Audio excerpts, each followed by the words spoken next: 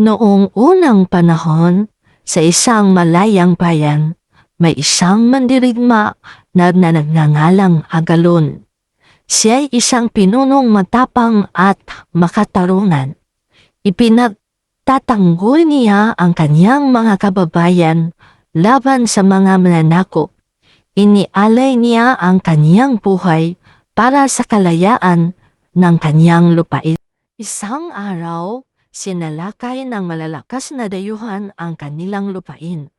Bagamat, bagamat kakaunti lamang ang kanyang mga kasamahan, buong tapang silang lumaban.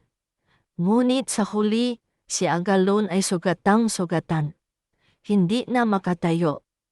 Habang nakatingala sa langit, taimtim siyang nanalangin. At dininig ni Bathala ang kanyang panalangin. Biglang nagbago ang kanyang anyo.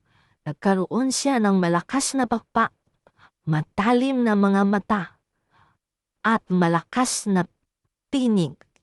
Siya ang unang naging agila.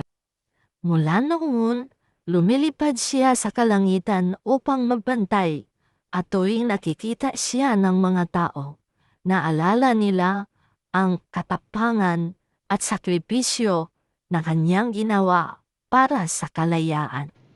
Aral: ang agila ay simbolo ng tapang, kalayaan at pagmamahal sa bayan. Ang isang tunay na mandirigma ay nabubuhay hindi lamang para sa sarili, kundi para sa ikabubuti ng kanyang bayang sinilangan.